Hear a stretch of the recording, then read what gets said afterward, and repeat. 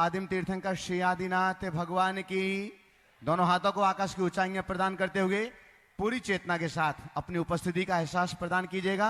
चैतन्य चमत्कारी श्री चंद्र प्रभु भगवान की, परम शांति विधायक श्री शांतिनाथ भगवान की, चिंतामणि श्री पार्श्वनाथ भगवान की, वर्तमान शासन नायक श्री महावीर भगवान की, 24 तीर्थंकर भगवंतों की, संत शिरोमणि 108 आचार्य गुरुवर श्री विद्यासागर जी महामुनिराज की, नवाचार्य श्री समय सागर जी महाराज की, गुणायतन प्रणेता शंकर समाधान प्रवर्तक भावना योग जनक तरुणाई के प्रखर वक्ता पूज्य मुनिवर श्री प्रमाण सागर जी महाराज की, पूज्य मुनिवर श्री संधान सागर जी महाराज की, समस्त मुनि संघ की।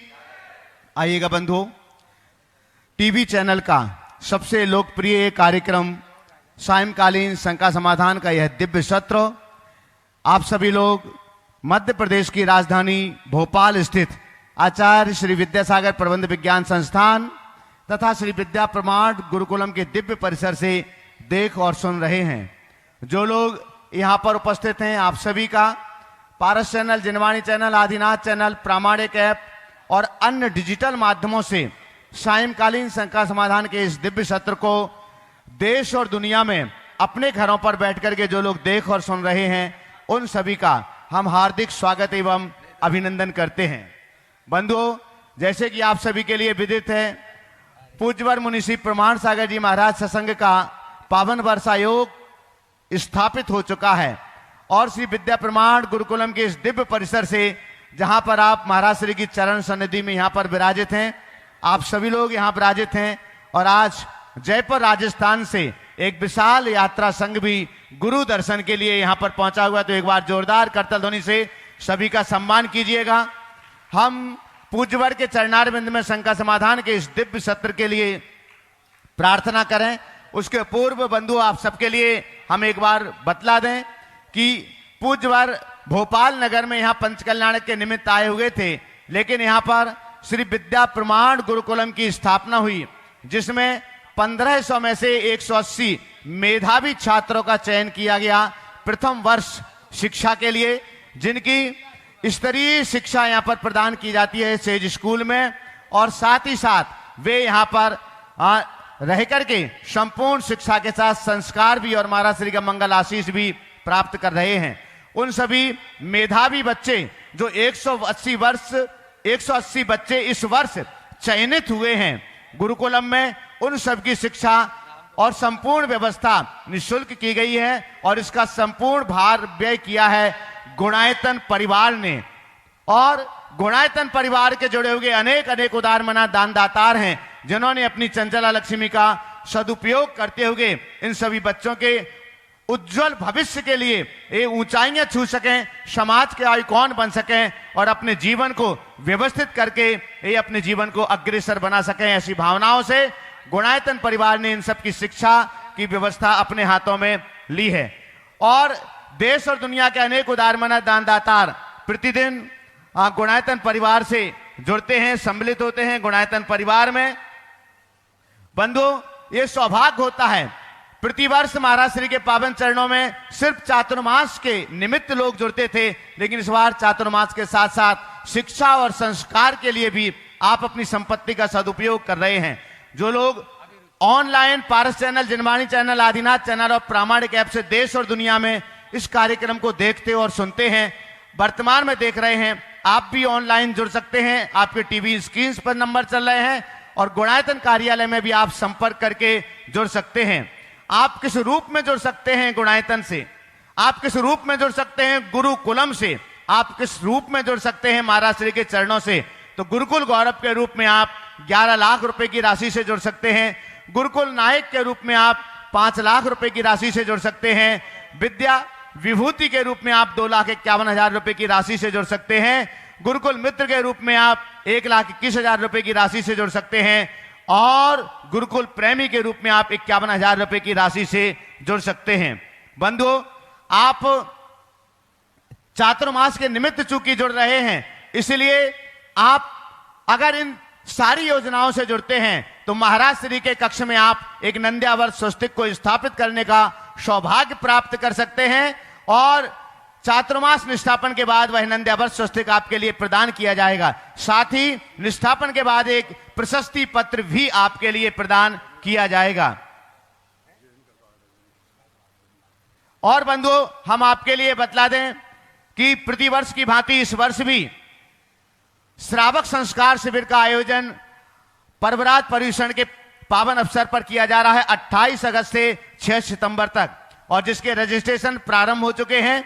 आप प्रामाणिक ऐप अथवा मुनि प्रमाण सागर.net पर जाकर के अपना रजिस्ट्रेशन कर सकते हैं, अपना फॉर्म फिलअप कर सकते हैं। उसकी जो निर्धारित राशि 5100 रुपए की राशि में, क्योंकि प्रतिवर्ष जैसे आप सभी को विदित है कि आप लोग देरी करते हैं तब तक स्थान लगभग फुल हो जाता है, क्योंकि संख्या सुनिश्चित रहती है, सीमित रहती है।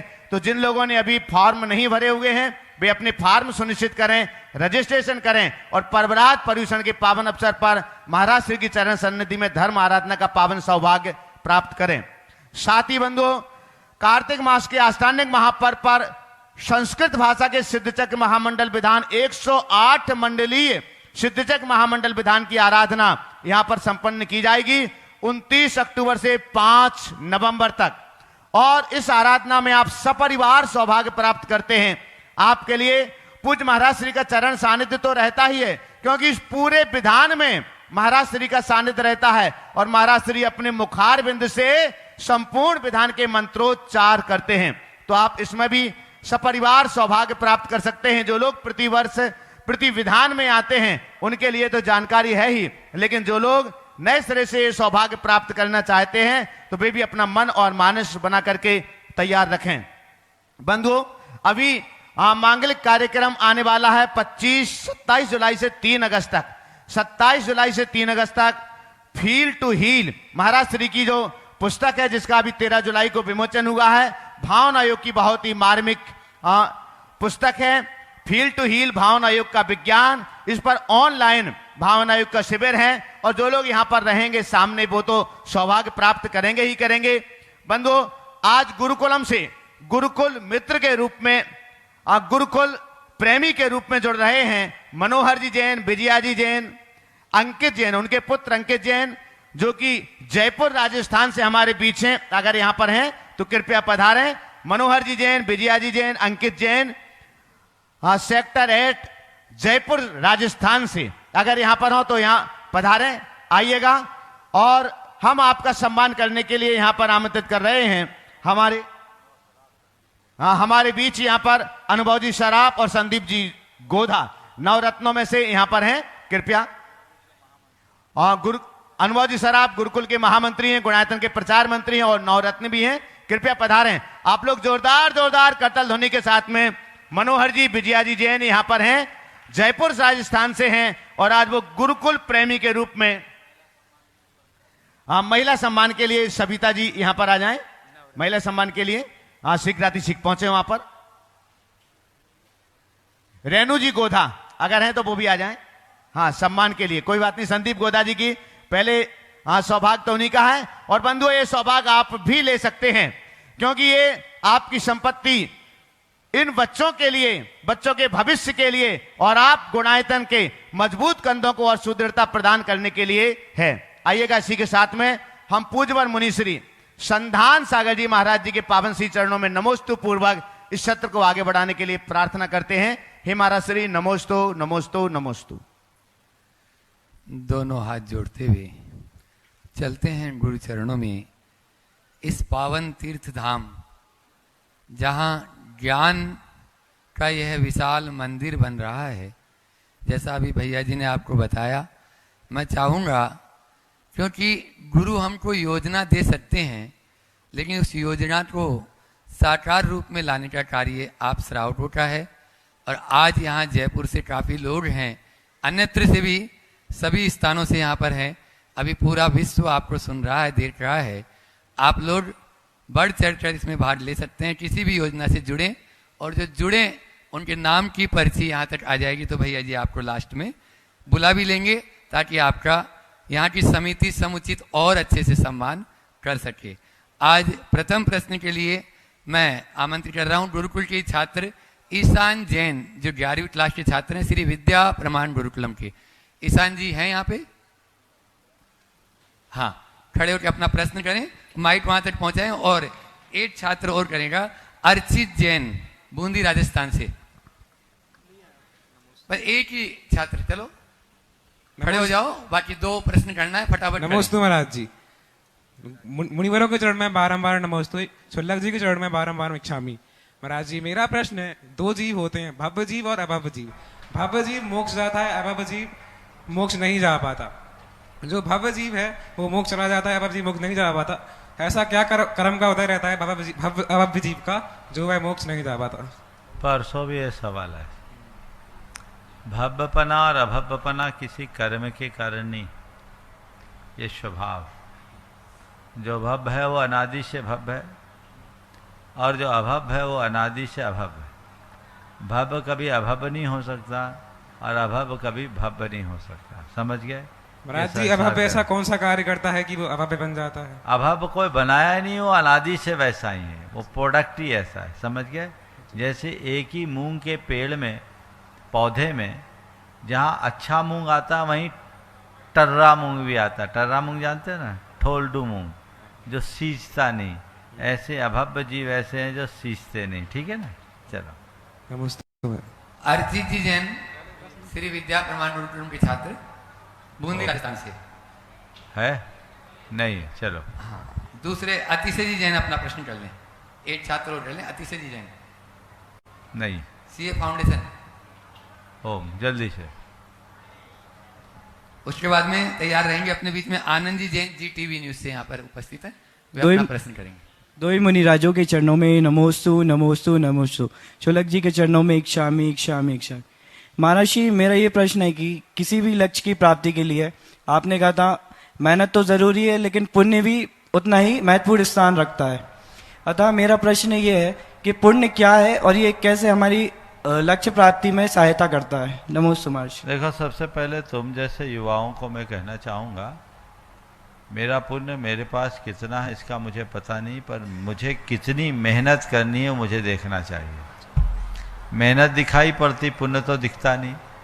इसलिए तुम जैसे विद्यार्थियों को अपने मेहनत पर विश्वास करना चाहिए। ये बात सत्य है कि पुण्य का बड़ा योग होता है और बिना पुण्य के कोई कार्य नहीं होता।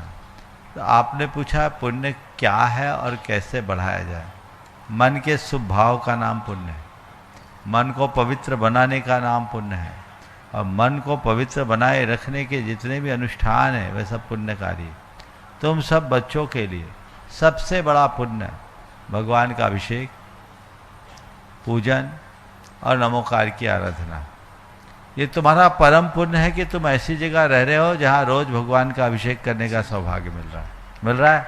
जी महाराज। किसी दूसरे शहर में होते, किसी दूसरे छात्रावास में होते तो सहूलियत मिलती क्या? नहीं महाराज जी। भगवान के दर्शन, पूजन, बंधन का सुअवसर मिल रहा है। इससे हमारे संस्कार भी शुद्ध होंगे और जीवन भी पवित्र होगा। इसलिए खूब उत्साह के साथ अपने कार्यों में रमो और इन सब कार्यों को प्राथमिकता दो। समय का सदुपयोग करो, पाप के कार्यों से बचो और अपना सारा समय और शक्ति अपने लक्ष्य की पूर्ति में लगा। नमोस्तु महर्षि, नमोस्तु। जी न्यूज से आनंद जी जैन,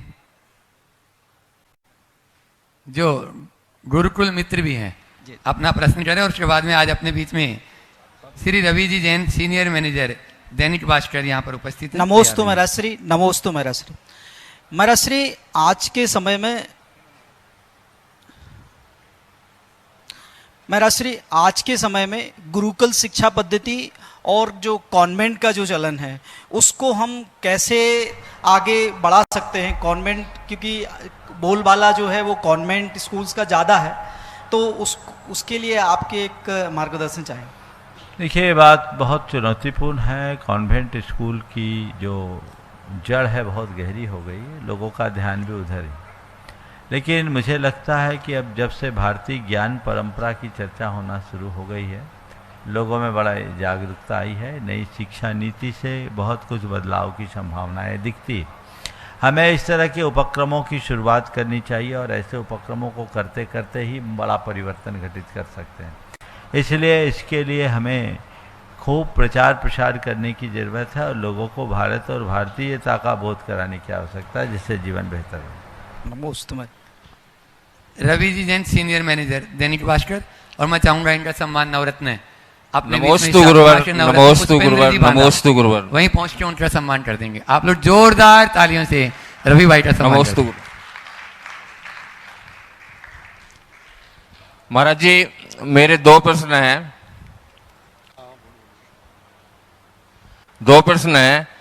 एक मेरा व्यक्तिगत है और दूसरा सामाजिक है। पहले मैं व्यक्तिगत पूछता हूँ। महाराज जी, आज जब मैं पूजा कर रहा था तो पूजा के बीच में शांति पाठ आया, तो वो पूजा के क्रम में तो कहीं मुझे दिखा नहीं जब स्वाध्याय किया, लेकिन पूजा के बाद वो आया, तो फिर उसमें जो भावनाएं भाई गई हैं उनका क्या महत्व है, और क्या जिनेंद्र देव की पूजा करने से इतना पुण्य इकट्ठा हो जाता है कि वो भक्त सबको बांटना चाहता है, सारे संसार को, विश्व को? इसका महत्व समझना चाहता है। बहुत अच्छा सवाल है। सबसे पहली बात तो ये है कि ये शांति पाठ पूजा का निचोड़ है। जैन साधना की सबसे बड़ी विशेषता है, जैन आराधना की सबसे बड़ी विशेषता है कि हम पूजा से व्यक्तिगत रूप से कुछ नहीं चाहते। हमारी पूजा का दो ही ध्येय है, व्यक्तिगत निराकुलता और वैश्विक शांति। हम भगवान की पूजा के बाद जब अंत में शांति पाठ करते हैं तो अपने लिए कुछ भी नहीं मांगते हैं। हम अंत में शांति पाठ करते हुए कामना करते हैं, होवे सारी प्रजा को सुख हो, बलुत हो धर्मधारी नरेसा, होवे वर्षा समय पे तिल भर न रहे व्याधियों का अंधेसा, होवे चोरी न जारी सुसमय वर्ते, होय न दुष्काल भारी, सारे ही देश धारे जिनवर वृष को जो सदा सौख्यकारी। ये जैन दर्शन की उदात्त भावना की अभिव्यक्ति का सबल प्रमाण है।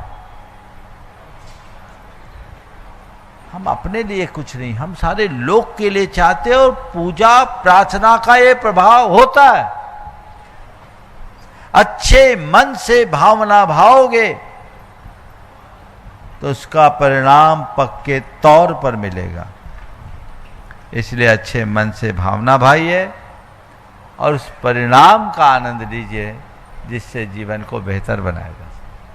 नमोस्तु महाराज।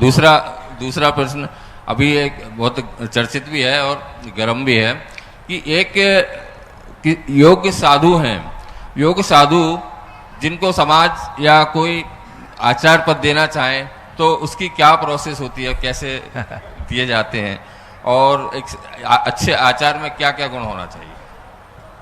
देखो, साधु के आचार्य पद की जो बात करते हैं ये दो रूप में चली आई। हम अपनी पूरी परंपरा से देखते हैं, एक गुरु शिष्य की परंपरा, दूसरा संघ की परंपरा। और संघ की परंपरा भी दो रूप में, एक चतुर्विध संघ में खुद संघ हो, एक ही आचार्य बनाए, अथवा समाज की परंपरा। हम अतीत में चलते हैं तो आचार्य धरसेन के पास पुष्पदंत और भूतभली नाम के दो मुनिराज आए। ये दोनों मुनि थे पर दोनों के दोनों आचार्य बने। आचार्य अरहत बलि ने उसी काल में मुनियों का महासम्मेलन किया और वहां पर जब सब मुनि इकट्ठे हुए महिमा नगरी में तो उनने पूछा, सब आ गए? बोले हाँ, हम लोग अपने अपने संघ के साथ आ गए। तब उन्हें लगा कि अब संघ भेद का समय आ गया है, तो अब संघ का पुनर्गठन करना चाहिए, और उन्होंने अलग अलग संघ बना दिया, नंदी संघ, सिंह संघ, सेन संघ और देव संघ। ये देव संघ, ये 4 मूल संघ है जिसकी परंपरा चली, एक व्यवस्था। चारित चक्रवर्ती शांति सागर जी महाराज 20वीं शताब्दी के सबसे महान आचार्य हुए। जिस समय वो मुनि बने उस समय ऐसे कोई योग्य मुनि नहीं थे। बाद में चतुर्विध संघ ने उन्हें आचार्य बनाया। गुरुराम गुरु ज्ञान सागर जी महाराज, उनके गुरु शिव सागर जी थे, उनकी समाधि हुई। समाधि के उपरांत धर्म सागर जी महाराज उनके पट्ट पर आचार्य बने। तो ज्ञान सागर जी महाराज चूंकि उनके ज्येष्ठ शिष्य थे, समाज के प्रगाढ़ आग्रह से आचार्य पद पर अधिष्ठित हुए। तो इन बातों को देखते हुए, और भी बहुत है, मैं ज्यादा लंबे विस्तार पर नहीं जाना चाहूंगा, 2 उदाहरण आपको दिया। ये परिपाटी देखने में मिलती है, ये क्रम चला है। तो ये आचार्य पद को दोनों तीनों तरीके से एक दूसरे को देने की परंपरा रही है। पर आचार्यत्व मूलतः एक दायित्व है, संघ को सुगठित करके आगे बढ़ाने का, संघ की परंपरा को आगे बढ़ाने का, जिन शासन की प्रभावना को बनाए रखने का। अब जो उसके लायक हो, अगर आम शब्दों में मैं कहूं, जो अपनी चर्या में सुदृढ़ रहते हुए संघ को अच्छे से लीड करने में समर्थ हो, वह आचार्य होने के योग्य हो सकता है। शास्त्रों में इसके विषय में काफी चर्चाएं हैं। पी धम्मो, दृढ़ धम्मो, धीरो, आगम कुशलो आदि विशेषण आचार्य भट्टकेर स्वामी ने मूलाचार्य में दिए। आचार्य कुंद ने देश कुल जाई शुद्धा आदि के कथन से आचार्य के स्वरूप का वर्णन किया है। तो ये जो भी व्यवस्था है, ये शास्त्रीय व्यवस्था के अंतर्गत है, और हमें उसी मर्यादा में इसे स्वीकार करना चाहिए। नमस्ते।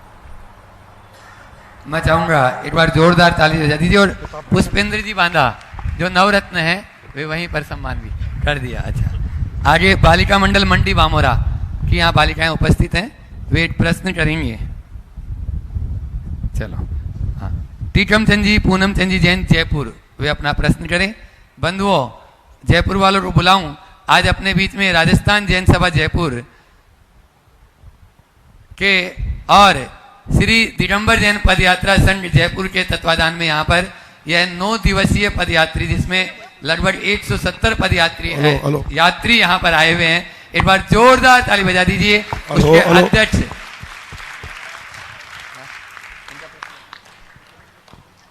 नमोस्तु गुरुदेव, नमोस्तु गुरुदेव, नमोस्तु गुरुदेव। छुल्लक जी को इच्छामी इच्छामी। गुरुदेव, मेरा प्रश्न ये है, पार्श्वनाथ भगवान पे सर्प का चिन्ह होता है और कई प्रतिमा पर सर्प का चिन्ह नहीं होता है, ऐसा क्यों? देखो, पार्श्वनाथ भगवान पर उपसर्ग हुआ, उपसर्ग के निवारण के लिए धर्मेंद्र ने अपना फन फैलाया। उसके प्रतीक स्वरूप भगवान के सिर पर फनामंडल होता है, लेकिन केवल ज्ञान होते ही सारे उपसर्ग का निवारण हो जाता है। तो जब भगवान पार्श्वनाथ में केवल ज्ञानी हो गए, समोसरण में विराजे, तो उनके ऊपर फन नहीं था। पर चूंकि पार्श्वनाथ भगवान ने महान उपसर्ग सहा, इसलिए फनामंडल के साथ भगवान की स्थापना हो गई और उसकी परंपरा चल गई। ज़्यादातर भगवान पार्श्वनाथ फन सहित ही होते हैं। यहाँ आपने बिना फन के देखा है, शायद इसीलिए सवाल है ना? तो मैंने यहाँ चला करके ऐसा किया, क्योंकि ये गुरुकुल सबसे हटके हैं, तो उनके मूल नायक भी सबसे हटके होना चाहिए, ताकि लोग कुछ हटके सोच सके और यहाँ कुछ हटके घट सके। इसलिए हमने चाहा कि बिना फना मंडल के पार्श्वनाथ भगवान को विराजमान किया जा सके। जो इंदौर के मुख्य यजमान थे मुकेश जी पाटोदी, विजय जी पाटोदी यहाँ बैठे हुए, उनके ब्याही जी, एक बार जोरदार ताली बजा दीजिए उनके सम्मान में टीकमचंद जी। और उसके बाद में रवि जी, अनिल जी, रेणु जी, वैभव जी जैन जयपुर तैयार रहेंगे और वे आए। उससे पहले मैं मंच पर यहाँ पर बुला रहा हूँ अपने बीच में रतलाम से राजेश जी जैन यहाँ पर उपस्थित हैं, शिरोमणि सर से मंच पर अपना स्थान ग्रहण करें। रतलाम से राजेश जी जैन यदि उपस्थित हो तो मंच पर आ जाएं। रवि, अनिल जी, रेणु जी, वैभव जी जैन अपना प्रश्न करें, उपस्थित है। देखो यदि उपस्थित हो, हाँ थोड़ा टाइम बचाएं, माइक वहां तक पहुंचाएं। और उसके बाद में जो मैं बोल रहा था वहां तक माइक पहुंचे। आज अपने बीच में जो अभी श्री दिगंबर जैन पद यात्रा संघ लगभग 1986 से महावीर जी पद यात्रा लेके जा रहे हैं और सम्मेश सीकर जी कुंडलपुर की कई बार पद यात्रा की। कुंडलपुर में जो औषधालय चल रहा है वो भी इनके द्वारा संचालित है। अध्यक्ष सुभाष जी जैन, शकुंतला जी पांड्या और उपाध्यक्ष विनोद जी, दीपिका जी जैन कोट खावदा और कोषाध्यक्ष अमरचंद जी उषा जी दीवान यहाँ पर ऊपर आ जाएं ताकि यहाँ के नवरत्न उनका सम्मान कर सकें। तब तक वो प्रश्न कर रहे हैं अपना पूरा। अनिल जी, रेणु जी, वैभव जी जैन जयपुर, वे अपना प्रश्न करें और पदाधिकारी यहाँ पर उपस्थित हुए, तीनों परिवार। नमोस्तु महर्षि। महर्षि, अगर किसी श्रावक को 6 आवश्यक पूरे करने हैं और अगर वह उनको नहीं कर पा रहा तो वह किसको प्रायोरिटी दे?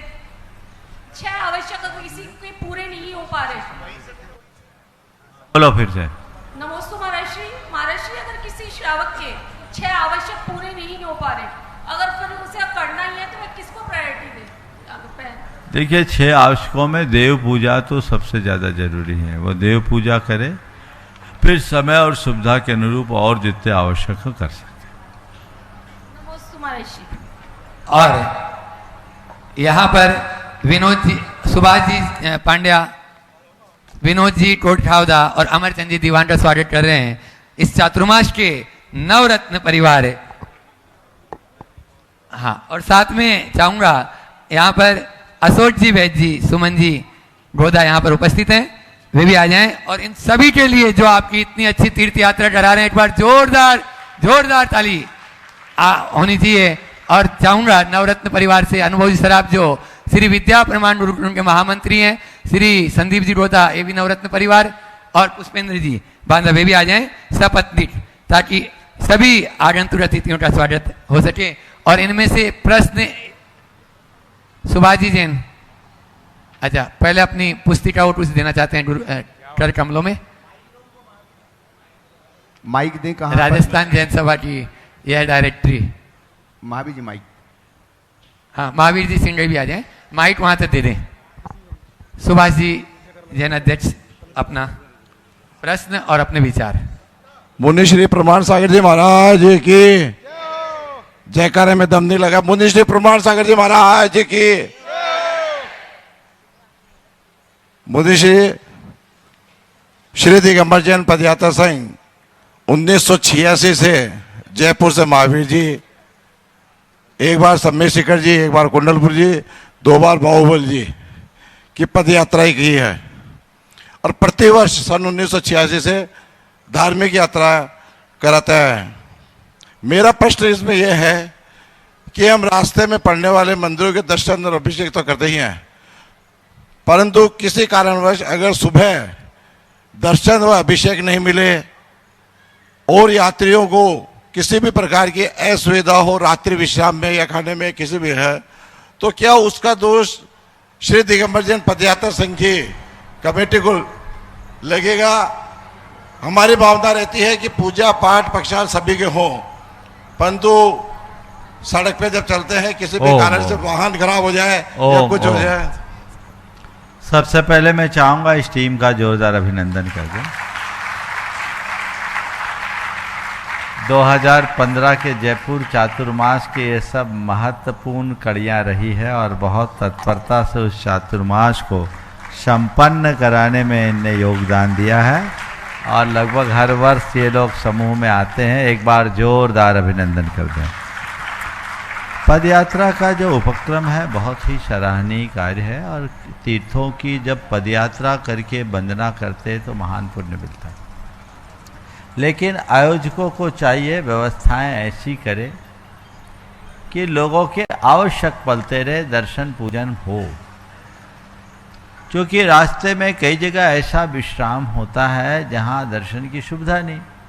तो आप अपने साथ भगवान का भी विहार करा के ले जाओ ना। आप भी गए तो थे हमारे साथ महावीर जी तक, गए थे हजारों लोग, ऐतिहासिक पद यात्रा, ये लोग थे उसमें शामिल। रथ में भगवान को ले गए, रथ में नहीं भी ले जा पाए, चल जिनबिंब अपने साथ रखे। और जहां आपका प्रवास हो एक कक्ष भगवान के मंदिर का, और लोग उसमें पूजा पाठ करके करे तो काम हो। या तो भगवान ले जाओ या मुनिराज ले जाओ।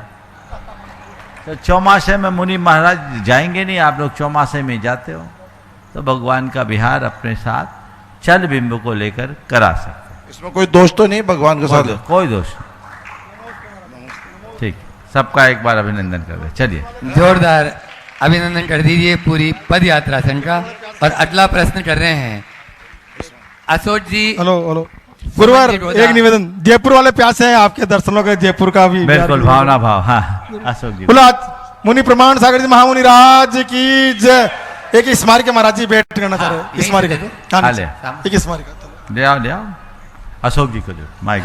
वहां तक माइक पहुंचा है। बंधुओं, जिस पदयात्रा संघ में कभी हम भी पदयात्री थे और फिर परमानेंट ही पदयात्री बन गए, ऐसी पदयात्रा संघ आप भी उसी मोक्ष मार्ग में आगे बढ़े और इन्हीं के नेतृत्व में, उस समय बख्शी जी के नेतृत्व में जाते थे। आज अभी ये अशोक जी वैद्य जी अपना प्रश्न कर रहे हैं। सुमन जी गोदा और अशोक जी। हाँ, महाराज श्री के चरणों में सारे नमोस्तु। करो करो। हाँ बोलो। महाराज श्री सामायिक और ध्यान, ये दो शब्द हमको मिलते हैं, और की प्रक्रिया पर पूरी दोनों में अंतर कुछ समझ में नहीं आ रहा कि दोनों में विशेष अंतर क्या होता है। देखिए, सामायिक और ध्यान दोनों एक दूसरे से मिलते जुलते हैं, पर दोनों में मौलिक अंतर। सामायिक यानी समता का अभ्यास, और ध्यान यानी आत्मा में स्थिरता। सामायिक में एक अभ्यास है और ध्यान में लीनता है। सामायिक का मतलब आर्तरोध परित्याग तद्धि सामायिकम मतम।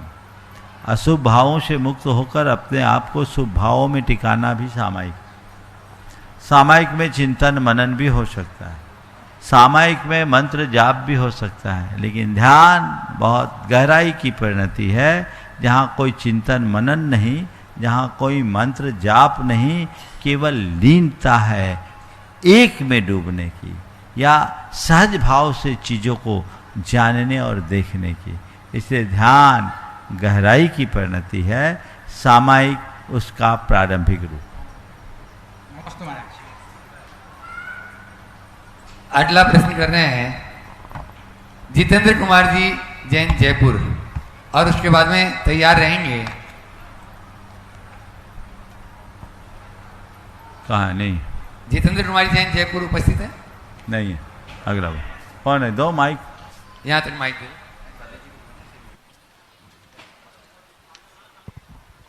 राजेश जी अग्रवाल, शिरोमणि संरक्षक, रतलाम से अपने बीच में गुणायतन के शिरोमणि संरक्षक, वे अपना प्रश्न करेंगे। और मैं चाहूंगा नवरत्न परिवार उनका सम्मान भी करेंगे। महाराज श्री को नमोस्तु नमोस्तु नमोस्तु। महाराज श्री, मेरे मन में एक जिज्ञासा सी हमेशा बनी रहती है कि जब भी मैं मंदिर जी में दर्शन के लिए जाता हूं,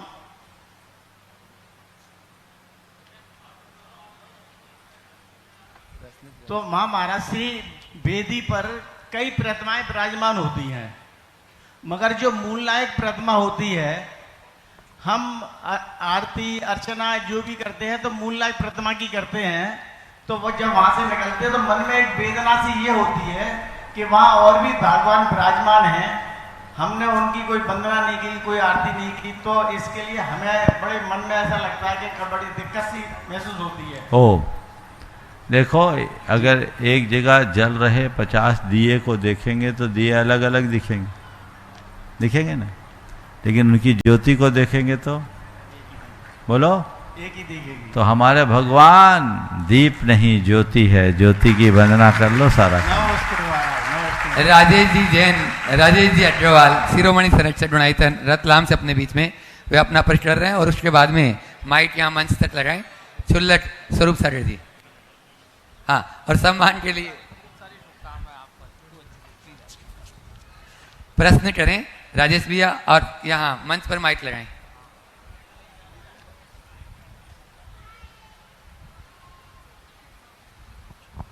हाँ बोले। नमोस्तु नमोस्तु नमोस्तु गुरुदेव। गुरुदेव, मेरा प्रश्न यह है कि ऐसा क्या करेंगे जिसमें तीव्र पुण्य का बंध? देखो, तीव्र पुण्य का बंद करने के लिए 4 उपाय है। भगवान की पूजा करो, पात्र को दान दो, व्रतों का पालन करो और उपवास करो। ये 4 काम हैं जिससे तुम्हारे नाम केवल पुण्य ही पुण्य है। बातें करने से पुण्य नहीं होगा, ये करोगे तब पुण्य आएगा। तब तक हाँ ब्रह्मचर्य, हाँ, अपने बीच में इंदौर से सचिन जी शुभ जी जैन यहाँ पर उपस्थित हैं, वे अपना प्रश्न करें और उसके बाद में माइक लग गया। ब्रह्मचारी बालचंद जी जैन, अभिरुचि परिसर भोपाल, तैयार रहेंगे। मंच पर आ जाए बालचंद जी, इधर आ जाएं। वहीं दे दो ना माइक, पहुंचाओ ना।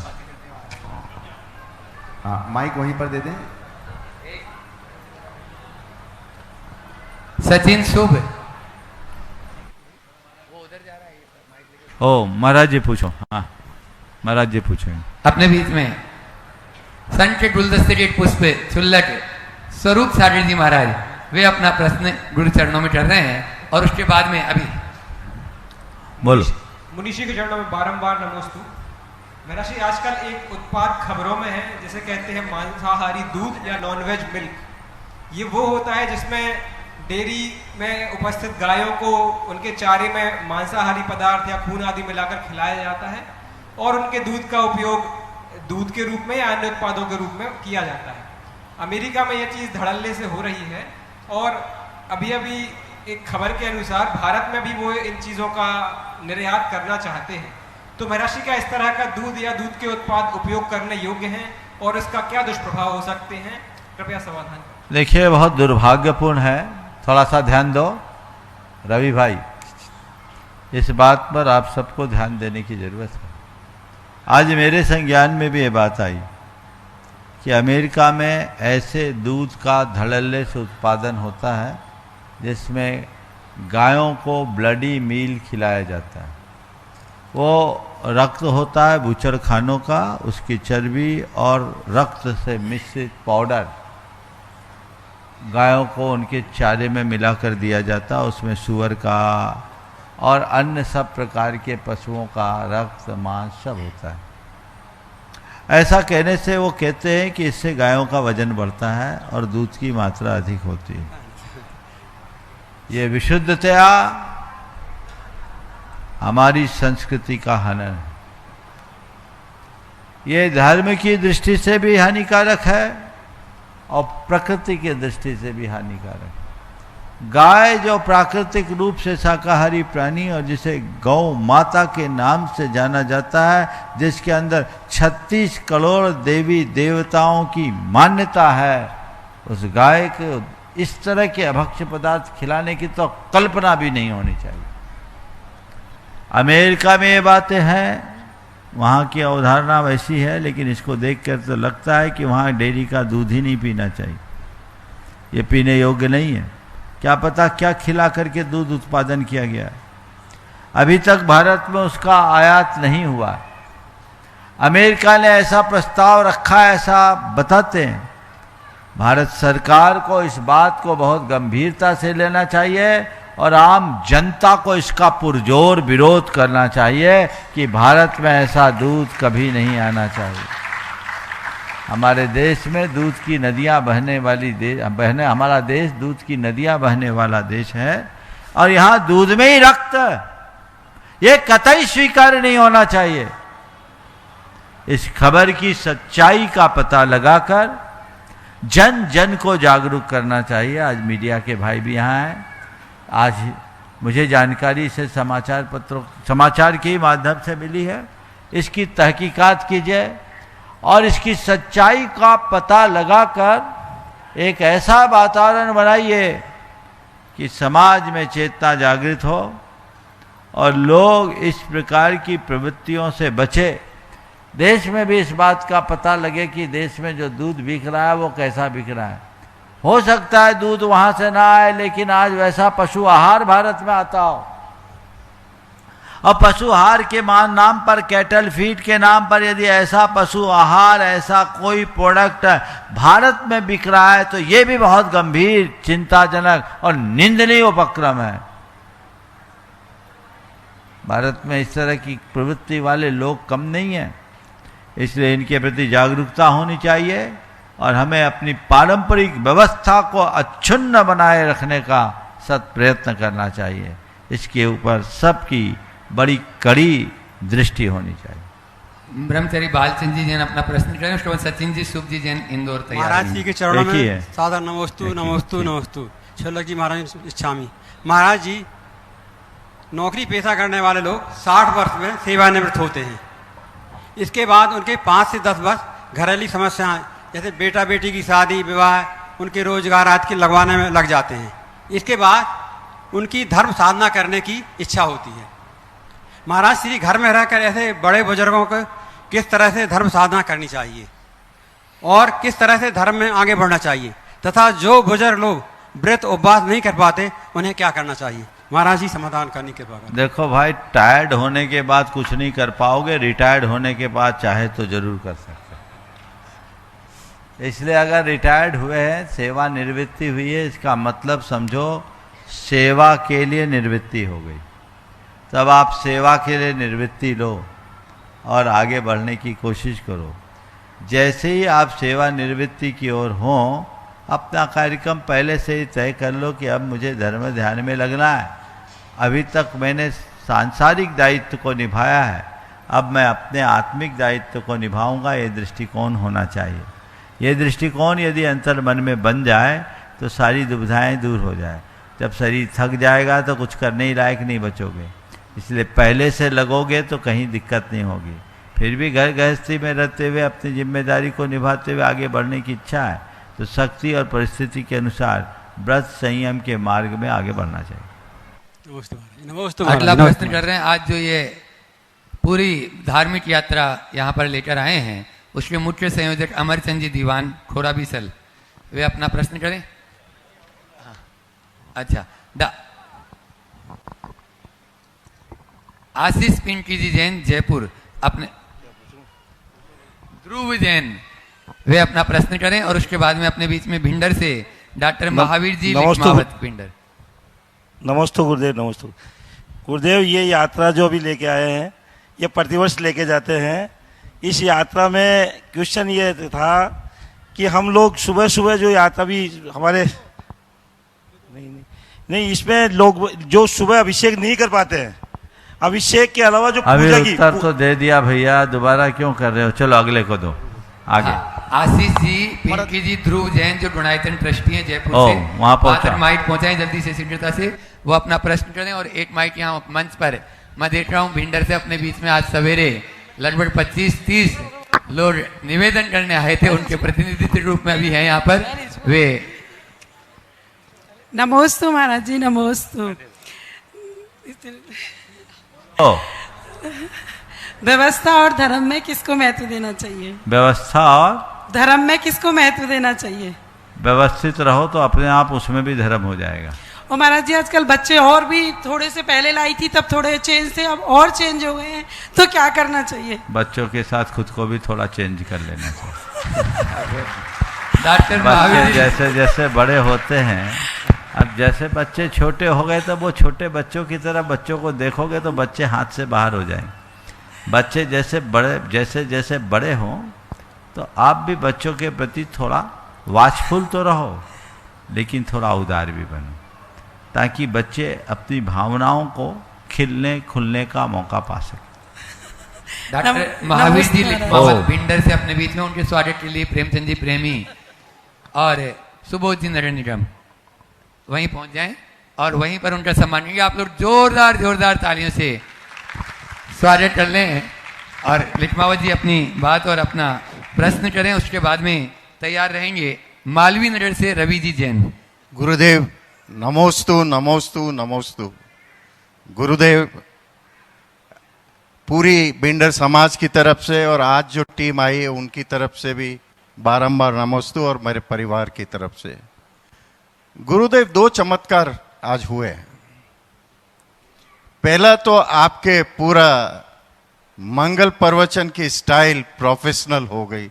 जो आप साइंटिफिक कह रहे हैं वो साइंटिफिक रूप आज देखने को मिला। एक और है जो किसी ने देखा या नहीं देखा, साइंटिफिक रूप में आप तैयारी करके आते हैं और उसमें ये मुझे ऐसा लग रहा है कि एक साइंटिस्ट बात कर रहा है धर्म का। ये अपना रूप देख के मुझे बहुत ही गौरवान्वित और बहुत ही लगा है कि आप इस समाज को और जैन समाज को बहुत ऊंचाइयों पे लेके जाएंगे, क्योंकि साइंटिस्ट और बहुत ही अच्छी तरह से, कहीं मैंने देखा है कि आप किसी को ज़्यादा ले लेते हैं, आज मैंने देखा है कि आपने सही समय पर सही बिंदु को टच किया, तो एक बहुत ही अच्छी। गुरुदेव और चमत्कार हुआ। मैं करीब 22 दिन से मैं घर से बाहर नहीं निकला हूं, और जैसे ही आपके यहाँ और समाज की तरफ से बिंडर समाज निवेदन है और आज है, और सवेरे 7 बजे से आपके पास हूं। जो बीमारी है मुझे पता ही नहीं वो बीमारी गई कहाँ है, और मैं आपके साथ आपके चैम्बर में आपके यहाँ आया हूं। ये कैसे होता है? मतलब आपके कमरे में, कक्ष में कभी कभी अंग्रेजी आ जाती है। वो चैम्बर ही है। और सवाल तो एक अच्छी बात ये हुई है कि हम पूरी टीम गौरवान्वित होके ऊर्जा से आपसे आशीर्वाद लेके गई है। वो वहाँ से फीडबैक भी आ गया है। ये एक और चमत्कार ये। तो ये आज चमत्कार का ही दिन है, तो गुरुदेव आशीर्वाद दीजिए। ओ, सवाल है? चले एक बार तो डॉक्टर साहब का जोरदार अभिनंदन कर दें। ये बड़े अच्छे विचारक और चिंतक भी हैं और एक मेंटोर भी हैं, लोगों को बहुत अच्छा मोटिवेशन देते हैं। आपने बहुत सारी बातें कर दी। ये बात सत्य है कि इन दिनों जो मैं प्रवचन कर रहा हूँ थोड़ी सी तैयारी से आता हूँ। ऐसा इसलिए कि अभी जो प्रवचन की श्रृंखला चल रही है वो आम प्रवचन नहीं है। एक एक शब्द पर, और वह भी नकारात्मक शब्दों की सकारात्मक व्याख्या करना और उसे भावना योग से जोड़ना, इसमें मुझे तैयारी करनी होती है, क्योंकि इसमें मैं पूरे मनोवैज्ञानिक तरीके से इस बात को प्रस्तुत कर रहा हूँ। आप तो नियमित श्रोता हैं, इस चीज़ को अच्छे से पकड़ते भी होंगे, और आप एक समीक्षक भी हो तो चीज़ों को ठीक ढंग से समझते भी होंगे। विगत दिनों अ अक्षर पर 20 प्रवचन हुए जो प्रकाशित भी हो गई। भावना योग से नकारात्मकता का हल, इस शीर्षक से वो 20 पुस्तकों की 20 प्रवचनों की पूरी श्रृंखला आप सबके बीच है। फिर आ अक्षर पर 15 हुए, सब के सब नकारात्मक शब्द थे। ई अक्षर पर हमने 3 प्रवचन दिए, इच्छा, ईर्ष्या और ईर्ष्यालु। और अभी ऊ पर चल रहे हैं उत्तेजना, उपेक्षा और आज उग्रता। ये क्रम चला है। कल का विषय होगा उदासी। ये सब हमारे अंदर की नकारात्मक भावनाएं हैं, और हमने ऐसी एक योजना बनाई है कि अ से ह तक लगभग 200 प्रवचन, और ये 200 शब्दों की सटीक व्याख्या हो। और मैं महसूस करता हूँ कि हमारी सब प्रकार की नकारात्मकता का हल भावना योग में है। तो मैंने इस वर्ष इस प्रवचन को अपना विषय बनाने के लिए चुना। आम दिनों में जब मैं प्रवचन करता हूँ तो मुझे कभी कुछ सोचना नहीं पड़ता, बल्कि प्रवचन करना शुरू करता हूँ और बातें आपके बीच आ जाती है और आप लोगों को अच्छा भी लगता है। लेकिन जब कुछ नया क्रिएशन करना हो तो उसके लिए तो समय देना ही पड़ता है, और हम दे रहे हैं। और मैं समझता हूँ वो इस धरती का प्रताप है। यहाँ आने के बाद मेरे मन में विचार आए और लिखमावत जी 4 पुस्तकें मेरी यहाँ तैयार होकर प्रकाशित हो गई। भावना योग से नकारात्मकता का हल, भावना योग आत्म साक्षात्कार का मार्ग, भावना योग आत्म रूपांतरण का मार्ग, और अभी जो आप अपनी स्क्रीन पे देख रहे हैं फील टू हील भावना योग का विज्ञान। ये अपने आप में एक परिपूर्ण पुस्तक है, 24 अध्याय हैं इसके। इसमें भावना योग के पूरे सिद्धांतों को, उसके साथ छिपे हुए दर्शन, मनोविज्ञान और विज्ञान, सब पक्ष को हमने उसमें प्रस्तुत किया है। और इसी को जन जन तक पहुंचाने के लिए, भावना योग से हर व्यक्ति को अवगत कराने के लिए ही आने वाले 27 तारीख से भावना योग पर एक शिविर हमने रखा है। यहाँ जो प्रवचन होगा 27 तारीख से शुरू होगा, 28 को गैप होगा। एक बात आज मैं सबको बता दूं, आज हमने एक निर्णय लिया है कि प्रत्येक सोमवार को मैं अवकाश पे रहूंगा। आज से सुन ले पूरे देश के लोग, सोमवार को मेरा अखंड मौन रहेगा। उस दिन न प्रवचन होगा, न शंका समाधान, न क्लास। मैं उस दिन किसी से नहीं मिलूंगा। मैंने महसूस किया कि मैं अपने साथ अपनी कनेक्टिविटी बनाए रखने के लिए थोड़ा कम समय दे पा रहा हूँ, इसलिए मैंने निर्णय लिया कि सप्ताह में एक दिन केवल अपने साथ रहूँगा। अतः हर सोमवार को अब अवकाश रहेगा। आप लोग इस चीज़ को समझे, शंका नहीं, मैं अपनी बात कर रहा हूँ।